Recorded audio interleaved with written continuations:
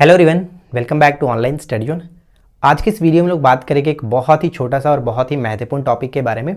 और आप लोगों ने भी काफ़ी कमेंट किया था इस टॉपिक को लेकर के कि जल्द से जल्द इस टॉपिक को करा दीजिए। तो बेसिकली आज हम इस वीडियो में बात करने वाले हैं प्रमुख शासक और दरबारी कवि और उनके दरबार में जो महत्वपूर्ण लेखक रहते थे, उनके दरबार से संबंधित उनकी जो रचनाएँ थी उनके बारे में हम लोग डिस्कस करने वाले हैं। बेसिकली फिर से सिर्फ आज हम इस वीडियो में एक के तरफ कवि और दूसरे तरफ शासक के बारे में बात करेंगे। इनकी जो रचना थी वो हम अलग वीडियो में रखेंगे, ठीक है। तो चलिए शुरू करते हैं। वीडियो काफ़ी इंटरेस्टिंग है तो वीडियो को कर दीजिए लाइक और चैनल को कर लीजिए सब्सक्राइब, क्योंकि यहाँ पे आपको इसी तरह के टॉपिक हर रोज़ देखने को मिलता है एग्जाम्स ओरिएंटेड।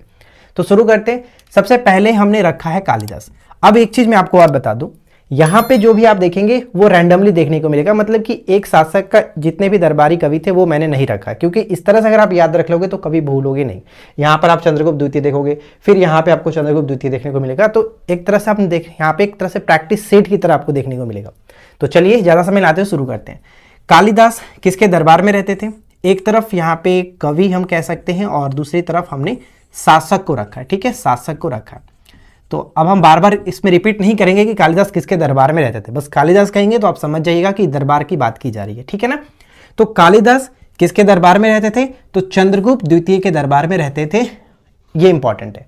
मैंने यहाँ पे जितने भी लगा रखा है वो कहीं ना कहीं एग्जाम्स में पूछे जाते हैं और पहले भी पूछे गए, और अगर इसमें कुछ छूट जाता है तो मैं माफ़ी चाहूँगा। आप लोग नीचे कमेंट जरूर कर दीजिएगा, मैं उसको पिन करने की पूरी कोशिश करेंगे। चलिए अब यहाँ पे बात आता है चंद्रबदाई। चंद्रबदाई रचना इनकी क्या थी वो हम किसी और वीडियो में डिस्कस करेंगे। फिलहाल आप सिर्फ और सिर्फ ये देखिए कि किसके दरबार में रहते थे।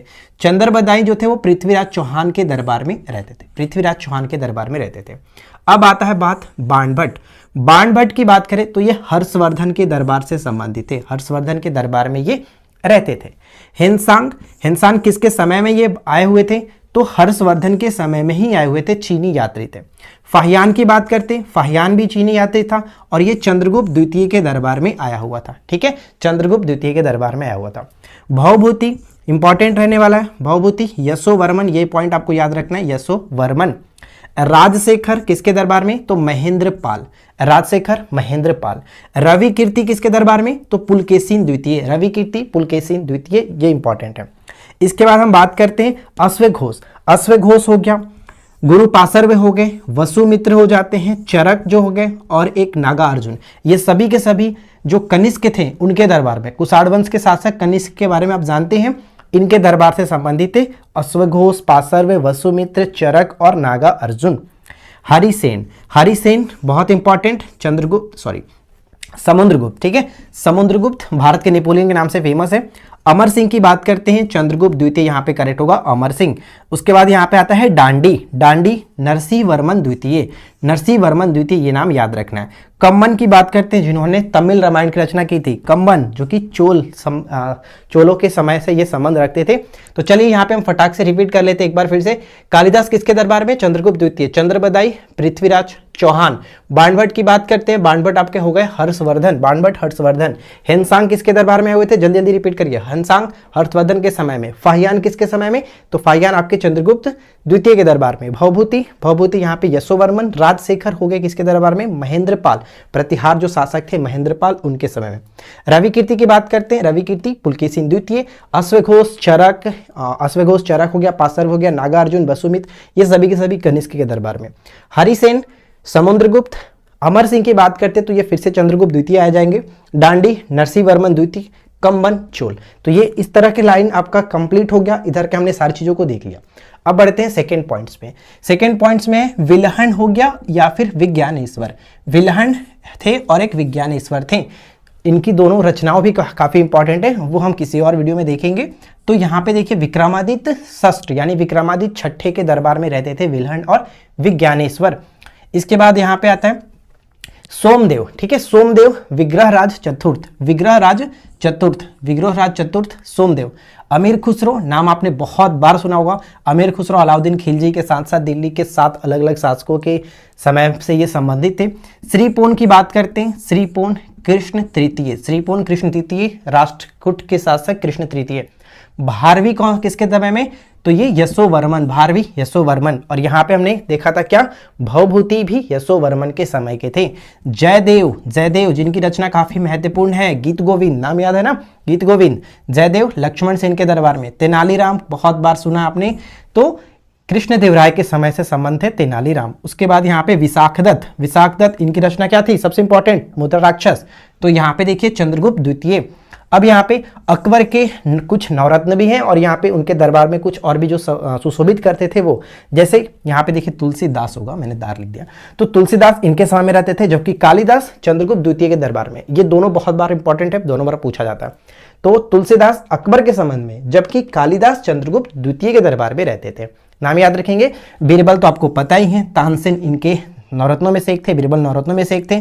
बैजू बाबरा, अबुल फजल, फैजी, अब्दुल रहीम खाने खाना, बदायूनी और टोडरमल, ये सभी के सभी अकबर के दरबार से संबंध रखते हैं। तो चलिए एक बार फिर से रिपीट करते हैं।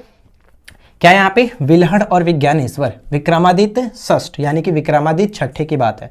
सोमदेव, सोमदेव का विग्रहराज चतुर्थ, विग्रहराज चतुर्थ। अमीर खुसरो, अलाउद्दीन खिलजी।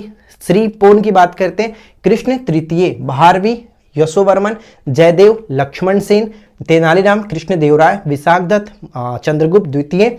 अकबर के समय में यहाँ पे आप देख सकते हैं बीरबल, तानसेन, तुलसीदास, बैजू बाबरा, अब्दुल रहीम खाने खाना, मुल्ला दो प्याजा होता है, बदायूनी हो गया, फैजी हो गया, टोडरमल हो गए, ये सभी सभी अकबर के दरबार से संबंध रखते हैं। अब यहाँ पे है कलहण। कलहण हर्ष के समय से संबंधित थे। हर्ष यानी कलहण के संबंध की रचना क्या थी, राजतरंगिणी, राजतरंगिणी इंपॉर्टेंट रहता है। अब इसके बाद है कौटिल्य। कौटिल्य चंद्रगुप्त मौर्य, कौटिल्य जो थे जिनको हम लोग विष्णुगुप्त के नाम से जानते हैं, चाणक्य के नाम से जानते हैं, वो चंद्रगुप्त मौर्य के प्रधानमंत्री थे कौटिल्य, ठीक है। और इनके समय मेगास्थनीज भी था, मेगास्थनीज ये नाम याद रखिएगा, इंडिका इनकी रचना थी, इंपॉर्टेंट है। अब यहाँ पे है वरामिहिर और धन्वंतरी। वरामिहिर और धन्वंतरी दोनों के दोनों का संबंध हो जाता है चंद्रगुप्त द्वितीय के साथ। वरामिहिर और धन्वंतरी दोनों का संबंध चंद्रगुप्त द्वितीय के साथ। इसके बाद ब्रह्मगुप्त, ब्रह्मगुप्त जो थे वो हर्षवर्धन, और हर्षवर्धन ने हमने एक और क्या देखा था, बाणभट्ट, ठीक है। हर्षवर्धन के साथ बाणभट्ट और ब्रह्मगुप्त। जीमूतवाहन ध्यान दीजिएगा, जीमूतवाहन का संबंध महिपाल प्रथम, जीमूतवाहन महिपाल प्रथम। इसके बाद है पतंजलि, पतंजलि पुष्यमित्र शुंग, पतंजलि का संबंध पुष्यमित्र शुंग, ये नाम इंपॉर्टेंट है। अब्दुल हामिद लाहौरी, शाहजहां के समय से संबंध है, अब्दुल हामिद लाहौरी शाहजहां के समय से।